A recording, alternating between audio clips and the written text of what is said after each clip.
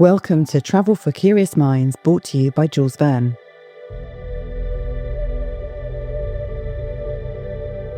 I'm Debbie, the Managing Director at Jules Verne.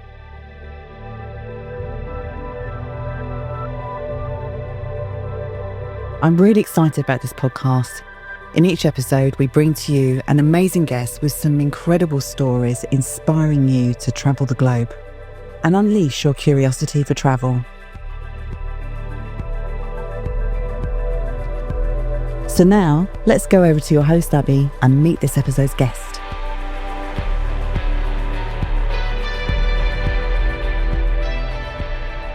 Hello, I am sitting with Jo Kessel here, also known as Go With Jo. Yay, my kids would love you saying that. Yes. I love that, Go With Jo. Like, you're giving me Dora the Explorer vibes. I'm loving it. Well, I've got a YouTube channel, a travel channel, and that's why we're coming up with a name. It's like, what rhymes with Jo? And it was Go.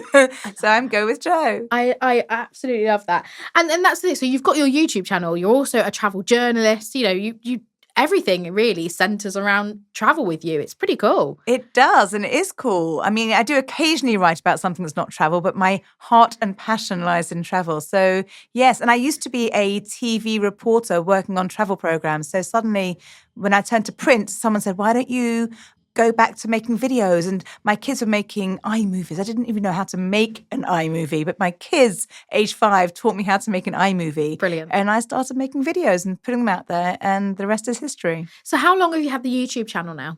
Oh, the YouTube channel's about 8 years old, I think. Not that long, or you could say it's long, but it still feels in its embryonic stages to me. But yes, it's been a fun adventure. It's kind of just picked up and taken off in a way I didn't expect it to. I love it. It's great. It's an amazing form of communication, isn't it? You know, you get to kind of speak to people directly and they get to see you and essentially look into your eyes while you're talking about things that you're passionate about. Well, that's right. But I think with travel especially, people want to see the places. It's one thing to write about it, which I do. And my job as a travel journalist is to convey what a country feels like, smells like, and, you know, everything about it looks like through the written word. But obviously when it's, you know, travel, you want to see that picture. The word is one thing, but seeing that visual is really helpful in helping you imagine yourself going there, traveling to that place and feeling what the writer or the presenter is feeling and wondering whether you want to feel that too and go to that place too. Yeah, you are quite literally influencing and inspiring people through print, aren't you? And you know, kind of getting that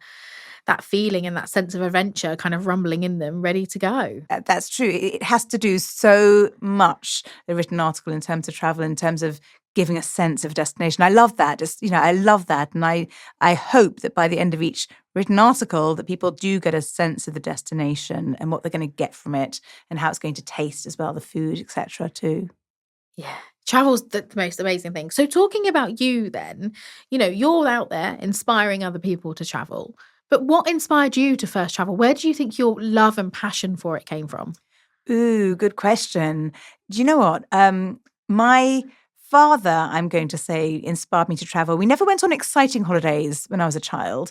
We didn't have that much money. A lot of them are UK-based, and we used to travel all the way up to Scotland to stay at this free cottage someone gave us on a farm. But there was one time, age 7, we went across the channel on a ferry to Boulogne. And I just remember absolutely loving it, loving the French, aware that it was a different language, excited by the different language, aware of the different foods. My father went out and everyone started eating. I had a bigger sister and she ordered a plate of mussels, moule in French.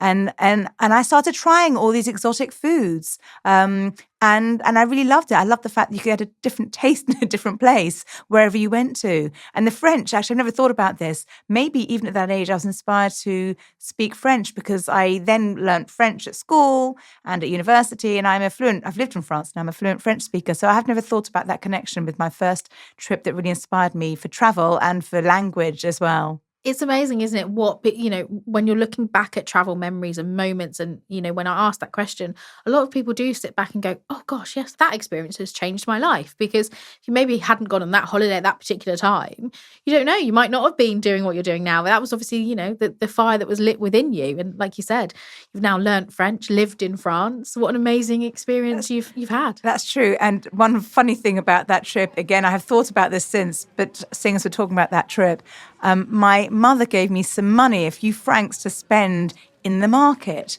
I remember looking around me and saying, what could I buy for, the equivalent of 50p?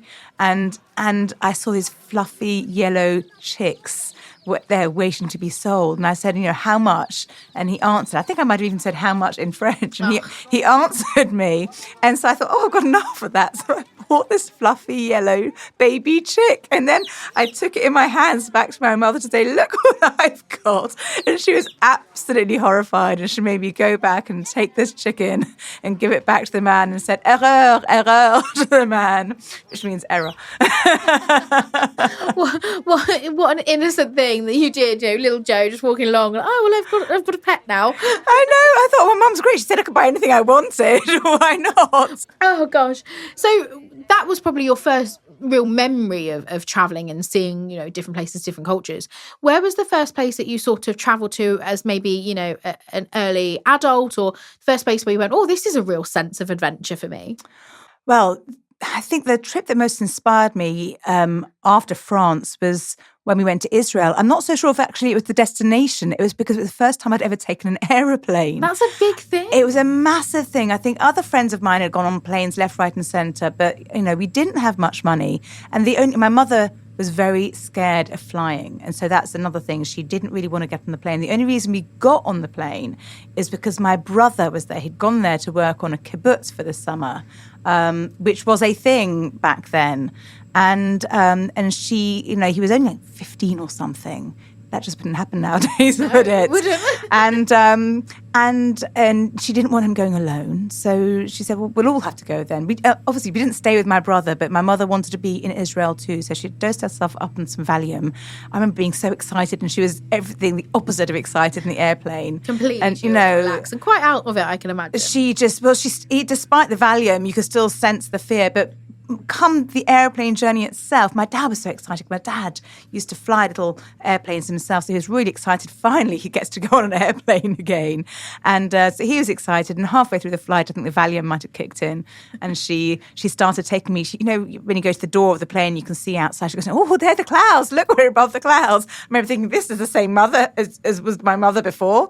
Anyway, so that was my first memory of a holiday, and I remember going to the Dead Sea and floating in the Dead Sea and thinking, wow, this is amazing. It's an experience, isn't it? Unlike any other.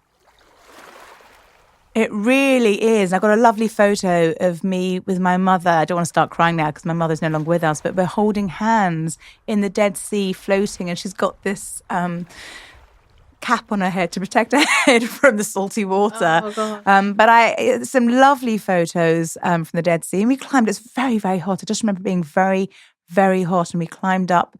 We didn't climb. We maybe took a cable car up a mountain. But and rode some camels. It was to a young person, it was a very interesting, different kind of trip. And probably I never did another trip like that with my parents, actually. They weren't very adventurous. So I know my father had taken me to, introduce me to France, but really they spent a lot of their lives just going to France. I think I took that all a step further. My dad had travelled a lot when he was younger before he met my mum, and she wouldn't fly anywhere. He was a doctor, and he was a ship's doctor, and he'd travelled the world as a ship's doctor. And so there's some adventure spirit there that I must have latched onto, but I've taken it to further extremes than I was ever shown. I love hiking and climbing and doing adventurous things, and my parents, I often think they just wouldn't have done that, and I take my kids hiking and doing weird and strange things across the world. And my parents just wouldn't have done any of the things that I do. I think it's a generational thing though as well, isn't it? Because I remember my father always saying to me, you always have to do a little bit better than your parents did. And, he was a keen traveller. My mother was a keen traveller. And then now I work in travel, and I travel to all these weird and wonderful places. So you giving your children these amazing experiences.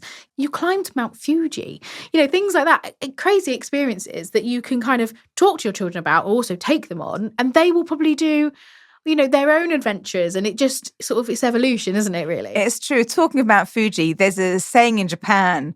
It says, it's like a sensible person only climbs Mount Fuji once. So I took my son and my husband on that Japan trip. And that's only a year ago. And I'm pleased my son came because my husband, everyone says that Mount Fuji is, anyone can climb Mount Fuji. I mean, I can't remember the exact height. It's about 3,700 meters. It doesn't sound like too high an elevation. And, you can climb it if you're fairly fit in about 6 hours. So people think, well, anyone can do it. You know what? I say to them, you try doing it then, because it's not a trail that goes up the mountain. This is what people don't realize. It's not a nice little easy trail. It's all rocks. Every step has to be thought about, calculated, and only maybe 15 minutes at the beginning is an actual sandy trail. The rest is all rocky, and then the altitude kicks in. And my husband didn't make it. His heart started going funny at about 2,800 meters. And he just thought, I don't think I'm going to go any further up. So I summited with my son and without my husband. I said, as soon as he said he didn't feel good, I thought there's absolutely no point, going up to the top of the mountain. And he wasn't going to do it anyway. He just knew instinctively to stay put. In fact, he wanted to go down because he wanted to be able to breathe easier. So that was exciting. And I said at the end to my son, do you think you would climb Fuji again? He said, yeah, maybe with some friends. I would not climb Fuji again. It's quite a dull climb. It's great to get to the summit. It's a great thing to have done. Really exciting. But it's quite a tedious climb. If I hadn't been with my son, it just goes on and on and on. The elation comes when you finally arrived at the summit, and then the next elation comes when you finally made it down to the bottom. You must have to hold on to that. I'm going to get to the top. I'm going to get to the top. Yes, and there's two ways. Japan's really been in the media about this. There's two ways to climb Mount Fuji, and Japan have tried to stop tourists doing it a certain way, which is the way that I did it. Not quite how I did it, but I did what's called, I wouldn't have called it, they call it bullet climbing, which means going up and down in the same day. And I did that because I didn't fancy the alternative is to go up. You start climbing maybe at 4 o'clock in the afternoon, and then you stay up in a mountain hut, which is about 5/7 of the way up the mountain. You sleep the night. Only you don't sleep the night because you've got to get up at 2 a.m. and then you start climbing up to see the sunrise from the summit. But I'd seen videos of these mountain huts, and I just wasn't sure I was going to sleep in it, and they were very expensive. So I didn't want to get up at 2 a.m. and start climbing in the dark with a head torch on my head. I thought I'd rather do it all in daylight, which is why I did it. I started earlier. I started climbing at about 4:30 in the morning, and I was back down at my hotel by 5 in the afternoon in the onsen, which is like the spa, a Japanese spa. But there were too many people climbing Fuji. I think they're trying to keep the numbers down. So yes, watch the space in terms of Japanese tourism going forward. What are the other sort of standout experiences that come to mind when people say to you, what's one of the favourite things you've done on your travels? I've done, as you said, I've gone to so many places. It's really hard to pinpoint. I think it's the big trips that stick with you, the trips that you maybe thought you would never do. Like I went to Antarctica on an expedition cruise. I think I never thought or dreamt that I would ever go to Antarctica. And to suddenly find yourself there, obviously you don't suddenly find yourself because actually it's a long journey to get there. And the sea going across to Antarctica, it's called the Drake's Passage. Once you get to Antarctica, the seasickness stops because it's all calm and you're essentially going to the earliest stretch of land, which is not mainland, it's just a peninsula with lots of little islands. And it's all calm.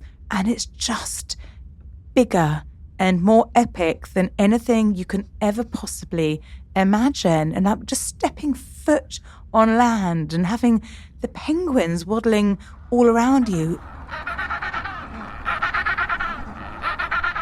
is just mind-blowing. And there was not a moment that I was on land that I wasn't thinking, wow, it's like a pinch me moment. I am here. It's kind of, you think this is where, expeditioners go. It's not where regular Joe blogs go with Joe goes. It's for a different type of person. But of course, the beauty of travel now is that you can do these trips to anywhere. It's possible to do it and go to places you never thought was possible, and to do it responsibly as well. Because, I know you can say that there's no such thing as green. The greenest thing is not to travel, not to get on a plane at all.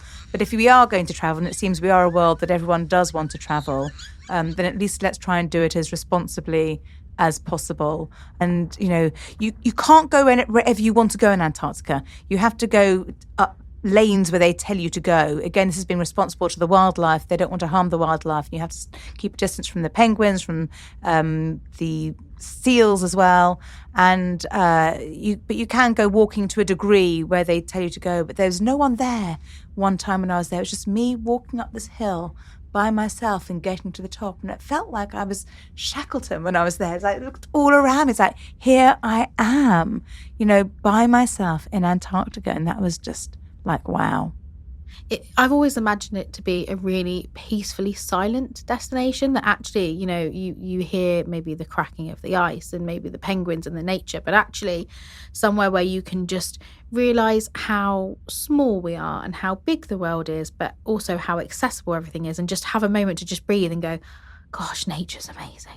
Yes, that's the whole point of Antarctica. Nature's amazing, and it's bigger and more wondrous than everything. And you feel so small in that moment when you're there. And yes, I saw whales.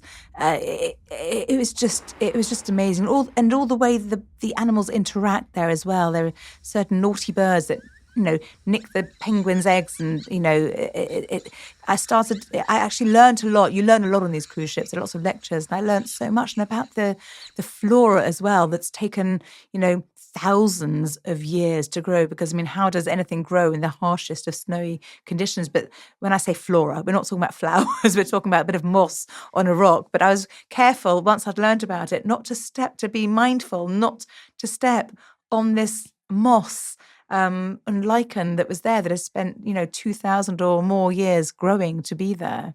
That's the thing about travel and traveling responsibly. It is being mindful, isn't it? It's mindful of your surroundings, mindful of the nature, mindful of the culture. What would you say, with all your travel experiences, is your top tip for someone who is traveling and wants to travel a little bit more responsibly? What would you say to do? Well, I am trying to do more trains and travel differently. I think COVID was very good for us all. We realised how much there was on our doorstep. And I saw a lot of the UK that I should have seen before and never had, because my eyes were always looking elsewhere to more exotic destinations. So there are plenty of places to go, and I do not mind a long train journey. I quite like a long train journey. So I am more mindful. A bit like my mother, I don't love flying. So if there's a way of doing things without flying and slower, I will do it. And it's usually cheaper as well. I get very upset when I go to destinations and see lots of plastic pollution, really upset. It makes me feel sick to my stomach. I don't want to, name and shame any particular countries here, but there are countries which are worse than others. And I just think, my chili bottle comes out, and, I try and do it differently and as little plastic as possible. And more mindfully and keeping it local as much as possible, local food. I would never try and eat something that's come from a long way away. Wherever I go, I always try and eat the local food. I think that's really important though, isn't it? Eating local foods, eating what the locals eat, because that's where you're going to get the best flavour. But also what you said about, travelling on rail. I'm a big believer in actually seeing life from a train, or even actually seeing life from a river. Like the life that you see on the banks of a river, or the life that you see as you're travelling, on a train through a destination, you can really immerse yourself. And I think that's something that we have been taught over the last few years, is actually take a step back, look out the window. And I'm a massive train fan. I love traveling on the train. I think it's such a glamorous way to travel, actually, and it can be a very romantic way to travel. But the same with river cruising, life on the banks of a river. I feel, in my experience, actually you really get to know a country and the people by sailing along and seeing what they do. And you did a river cruise on the Mekong, didn't you? So did you find that? Yes. That was, I loved that trip. And again, that's a slow travel. We went from Vietnam through to Cambodia, across the border, along the Mekong. And yes, it was a fantastic trip. You stop in places that most travellers would never see. Unless you're travelling on the Mekong, you just would not stop at these tiny little villages and communities. And that is the beauty of it. You see things differently. In so much of the world is overrun by a tourist trail, but on the rivers, they're not. Maybe on the Danube a little bit more, but here it still felt really authentic. Oh, sorry, the Danube is also very authentic. I love sailing down the Danube, for example, but the Mekong felt even more untouched by time and by civilization. It was really, really special. I loved it. And the fruits, again, talking about the local foods, the trees were just so ripe with fruit, all these can't remember the names of them, longan berries, they're a bit like lychee and rambutan. I just loved it all. Mangoes. I was given on the ship, in fact, one of the guys who worked on the ship was given a whole sack full of green mangoes. Now, I didn't know that green mangoes were a thing. So, you look at a green mango, you think, well, that's just not ripe. It's waiting for it to turn orange, exactly. But these green mangoes were a thing. And they took the mango to the kitchen and they cut it up for me and served it with a salty chili dip. And it's meant to be eaten together. Oh my God, what a beautiful, healthy snack that was. And that's how the locals eat their green mango. It's not meant to be sweetened, but with that chili, salty dip, it was something that was just amazing. Everyone should try this once in their life, quite frankly. My mouth's watering thinking about this. Incredible. So have you sort of had any, I mean, again, your experience is so vast, but have there been any sort of people or places that have changed you or left an imprint on your heart? Have you walked away from it and thought, oh gosh, wow, that was an incredible destination. I saw some really incredible things, or, I found a pocket of that country that is less visited by tourists, and that was incredible.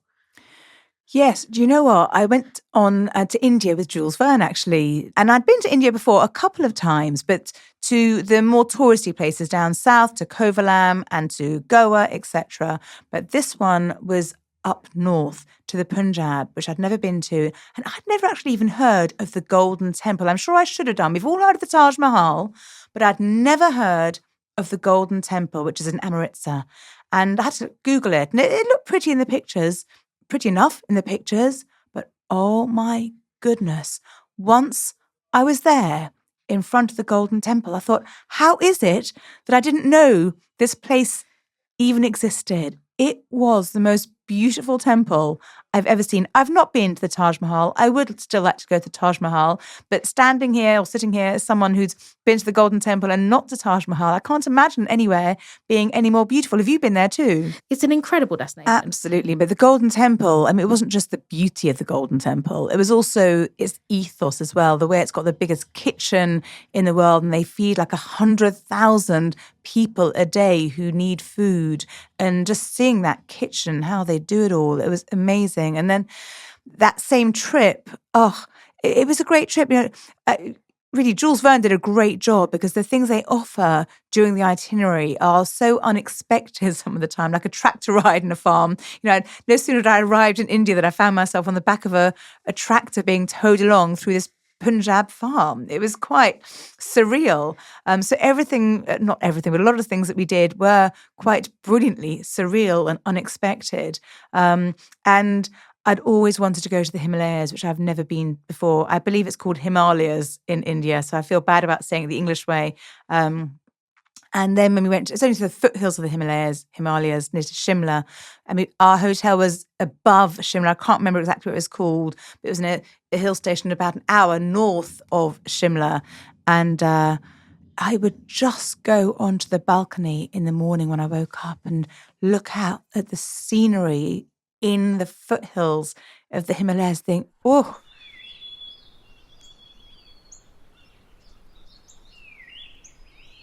I'm here, and I could see in the distance the snow on the top of the mountains. It's just, again, that's another big moment. For me, that was another big moment, another Antarctica moment, I'm somewhere I never thought I would ever get to. And now that I'm just talking to you about places, big places, there is somewhere I've not been that I do want to go to. So that was my next question. It's just come to me. This is what you're doing to me. This is what you're doing to me. Where do you want to go? When I was about 7 at school, they showed us some documentary on the Amazon in Brazil. Now, I have been to the Amazon. I've been to Peru and I have been into the Amazon, but I haven't been to Brazil, into the Amazon in Brazil. But there's this documentary, and again, it's like, wow. And I couldn't imagine that one day maybe I could go there. But, maybe one day I can go there, and maybe I should. I must put that straight to the top of my bucket list, actually. Is there somewhere you haven't been? So yeah, I think, oh gosh, I'm trying to think where I haven't been. I think with travel, a lot of people say, oh, I don't want to go back to the same place. And, we always have this sort of this bucket list of places. But for me, I think I actually want to go back to Africa. Africa is somewhere that it resonates with me. I lived there for a long time, but now I'm married. My husband's never been. So I want to take him and I want to experience it as an adult, because Africa as a child is very different to Africa as an adult. So I think that's probably where I'm next going to go. And as I said, I'm a big train fan. So doing, that train journey from Pretoria to Victoria Falls, that Rovos Rail, which is essentially the Orient Express of Africa. That's my goal. That's my next trip. Are there any other destinations which have surprised you in the sort of the most magical way? Or even maybe something's not quite gone right? Yes. Something not gone quite right. Well, this didn't quite go right, but it did take me by surprise. I mean, Japan, I don't know if you're familiar with the onsen in Japan, but these are natural hot springs. It's it's a very geothermic country, Japan. It's full of natural hot springs, and I'd always wanted to go to them. And I don't think I'd really appreciated that in a lot of them, the men and women bathe together. But not only that, you have to bathe naked. And actually, I was writing this piece for the Times. And after I wrote my piece, well, let me just take you through the experience first. So we get to the onsen. I was with my husband and my son. That's okay. I'm okay undressing in front of them. Just to be clear, you don't have to go in the communal one. There are separate women's ones and separate men's ones, although I don't think the men are so worried about showing everything in public. But the women, there are certainly some women who would prefer to do it separately, and I would be one of them. But I just wanted to see because historically that is how the Japanese have always done it. Yes. It's been mixed, not single sex. There's just been a movement of women in Japan, saying we want to have our own space, and I completely get that and endorse it. But I wanted to see if I dared go and could feel comfortable enough to go into the mixed onsen. And it was a funny moment. Of course, I had to go separately because my husband and son, there's different changing rooms. So my husband and son went together. They didn't care because actually the only other people in the onsen were men. So they were completely fine. But when I got there with my towel wrapped around me, all I could see was men. And there was me. And I thought, oh my God, I wanted to do it because I wanted to write about it. And I couldn't write about it unless I did it. So I sort of just closed my eyes, thinking if I closed my eyes, they wouldn't be able to see either. Whipped off my towel and ran in for the dunk. But once you're in, it doesn't matter. They can't see anything, and the other men there pretended not to be looking. God knows if they really were looking or not. I don't know. But it was a really fun experience, and the thing is, that is the best onsen. Whichever onsen you go to, there are often different springs within the same onsen, but the best onsen are always the mixed ones. And they're certainly always the ones the men can go to, not the separate female ones, so I've been told. But normally it's the mixed one that has the best view. And it was an amazing view. It was over a thundering waterfall, and it was really quite a magical experience. It was great. And it's great to be able to do that with your kids as well, to experience it and to, it's just something a bit different that you just wouldn't do anywhere else in the world, particularly. And actually on the ship that I was on a cruise around Japan at the time. My whole trip wasn't on a cruise because I had some land and some cruise segments of the trip. But on the cruise ship, they had an onsen, not a real onsen because they couldn't have a real onsen, but it was with Princess Cruises, and they had onsen on the ship. And again, but you still had to be naked. You can't get away from the naked bit. You can get away from having to do it in front of the men as a woman, but you can't get away from the naked bit. Every onsen you have to go in completely starkers. And even the first time I did it on the boat, even with the women, it's like, oh, not sure about this. But you just soon everyone's doing it. You just get used to it. And after I climbed Mount Fuji, the hotel had an onsen. By that time, I couldn't wait to strip off and just dunk in the onsen. And that was don't know if that was all female. I'm pretty sure that was all female, but I had it to myself anyway. There's no one else there. But like you said, it's a culture thing, isn't it? It's a cultural thing, and it's a heritage and a history thing for them. So whatever we think, we're there. It's normal. So let's try it. Let's do it. And like you said, if you feel comfortable, you can. If you don't, then now there's this movement, and you can do what you want to do. But like you said, that must have surprised you, and it must have been sort of an unusual experience. But it's respecting other people's beliefs and cultures. Absolutely. And I love trying out the local cultures. Wherever I go, I try to get stuck into whatever it is that's going on locally. I very much like to embrace it and have a go if I can. You've got to, haven't you? You do. But when I came back and wrote up my article for the Times on this trip and going into this onsen Starkers, the editor came back to me 3 times and said, sorry, do you really mean you got into the onsen? There were men in there too, and you stripped off. And I kept saying, yes. But he kept thinking I was making it up. It was a mistake. He didn't believe anyone would actually do that. But, I did. Is that one of the things that you would say is your top tip, is get involved, kind of immerse yourself, even if you feel a little bit uncomfortable at the start, it was going to work out, try it. Would you say that is one of your top tips, or what are your top tips? Well, that wouldn't necessarily have been one of my top tips, but that's a great tip, really. Just do get involved, get stuck in, because that's the whole point of travel, isn't it? Is to actually to go somewhere and experience it the way the locals did. Otherwise, what's the point of going for me anyway, what's the point of going somewhere unless you are going to try doing the things the local way? That's the education you're going to get from travel as well. Because, every country is different, does have its own, cultures and norms. So very much that. What would my other tips be? Well, I always like to get off the beaten track. I like to go where other people, tourists, don't go. So again, that's about getting stuck in. Find out where the locals want to go, not what's in your guidebook. Some places aren't even in the guidebook. I like to go to those. Again, on my Japan cruise, one of the stops was in a place called Toba. It was not even in my guidebook. And I had to work so hard going online. This would be one of my tips, by the way. I went online desperately trying to find out about this Toba, what one could do there. It took hours of research because there was almost nothing online. Eventually, I did find enough through TripAdvisor. Someone had posted something.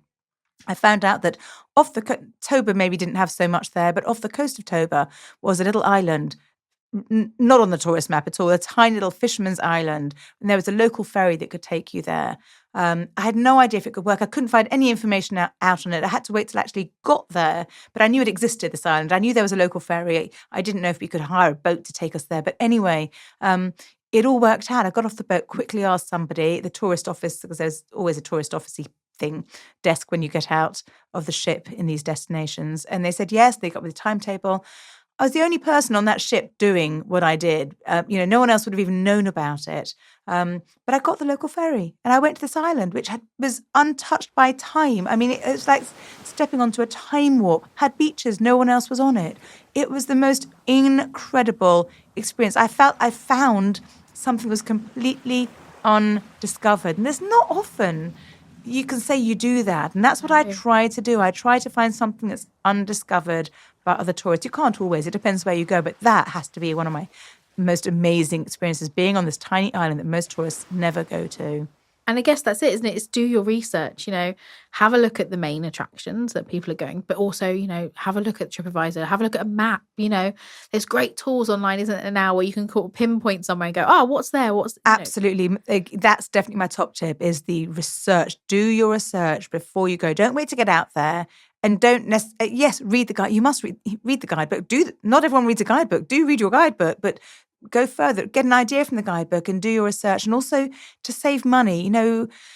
We're all struggling for money at the moment, and you can do things easily by paying more and getting the cruise ship to organise it, or booking a tour. But some of these things you can do by yourself with just a little bit of care and a bit of research beforehand. Can be done by yourself for half the price, and that means you can do it without all the other tourists as well, because I don't really love going, with those big groups on big excursions, like the cruise excursions or any excursions. I prefer to explore independently. And that's why Jules Verne, is so good, because it's small groups. And I like a small group. I don't like big groups. And that's a nicer way to travel, in my opinion. It's traveling with like-minded people, isn't it? You're all there in a small group for a reason. You don't go on a group tour if you're not sociable. Yes. But you do go on a small group tour if you're sociable, but also want to have that little bit of peace and quiet. And I think that's important. So outside of work then, how do you sort of go about planning your trips as a family or, as someone who's traveling on their own? What do you do to plan your next adventures? Oh, that's an excellent question. First of all, most of the trips I do are work. They're not really ever just for pleasure. So in a sense, it's already in place. But I do a lot of research, a lot of working out the flights and working out who's going to come with me, the timings of everything.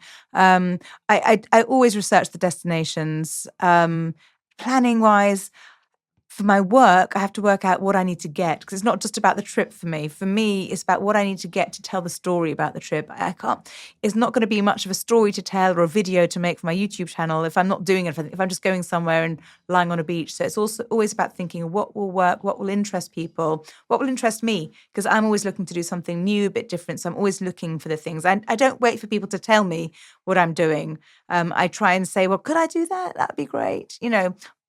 If I can, depends on the trip. Obviously, when it's a Jules Verne trip, it's all organised already. It's all decided. And there's something very wonderful about that because for once I don't have to think about it. I know that someone else is going to take care of it. But that's not the case on every single trip I do. Often I have to take charge and decide what to do. And I just plan it very carefully and usually look for something, a little bit of everything, a little bit of activity, a little bit of food, a little bit of culture, a little bit of everything, and a little bit of downtime to lie by our pool, preferably. It's very important having that downtime, especially with the job that you do, because you do really have to immerse yourself and take notes and, be as descriptive as possible. You're not relaxing. So actually planning a little bit of chill time is I think is very important. Yeah, sometimes I think I need a whole week of chill time is what I think. A holiday to get over a holiday. Exactly. Where is next? What is next on the bucket list or what is physically next? What are your plans? Well, physically next actually was sort of on my bucket list. It's somewhere I had wanted to go to. So when my editor said to me, Jo, would you like to do this trip? I saw the email, looked down, thought, oh, yes, because it was to Texas. And I'd always wanted to go to Texas. I'm not quite sure why. I fancy we're going to stay on a ranch, bit of cowboys, bit of boots. I'm looking forward to it. I can't remember the whole itinerary in detail. I probably haven't seen a proper itinerary yet, but that's where I'm heading to in a couple of weeks' time, to Texas. And then coming up at Christmas, I'm going for the first time to Australia and New Zealand. I've not been to New Zealand before. I'm doing a cruise from Australia to New Zealand, which I'm very excited about, although a little bit daunted too, but very excited about it. Oh, these are amazing trips that you've got coming. And also, this American ranch, they're very trending at the moment. It's something that a lot of people are doing, and that'd be an amazing experience. Are they? Well, I didn't know they were trending, so I'm very pleased to be on trend with it. But I've wanted to do it for a long time, and I think my brother went to Texas not long ago, and he said I don't think I'm going to see the coast, but of course Texas does have a coastline as well. But I think it's got a lot of variety. It's got music, and Austin's big on music. It's got a lot going for it. So it's got rural places. It's got cowboys. Jo, I've really enjoyed this conversation. I've loved listening to all of your travels, and there's probably so much more that we could delve into as well. Where can we find more information on you? You've got the YouTube channel. Give yourself a shout out. Give myself a shout out. Well, so I have a website which is called www.jokessel.com, and my YouTube channel, Go with Jo. So it's actually, the actual handle is at Go with Jo 1. But if you put Go with Jo and cruise in, I don't know who's got the Go with Jo handle. How dare they get it before me? But anyway, you'll find me. If you put in Go with Jo Cruise, it'll come up because I do a lot of cruising and airline reviews for my travel channel. And everything's on my travel channel. All these adventures, climbing Fuji. That's where you'll find me. And on Instagram at Jo_Kessel. I love this. Well, I can't wait to keep up with your travels. I'm certainly going to kind of keep an eye on what you're doing in the future. It was amazing to have this conversation with you. Thank you so much for sharing just some amazing experiences with us. Thank you for having me. I really hope you enjoyed listening to this episode as much as I did. We'd love to hear what you think. So please leave us a review on Apple or wherever you get your podcast. Or you can head over to our Facebook or Instagram accounts or our website, vjv.com. And don't forget, our episodes alternate between full-length conversations and short, sharp chats. So to make sure you don't miss out, subscribe now to get those episodes in your inbox as soon as they launch.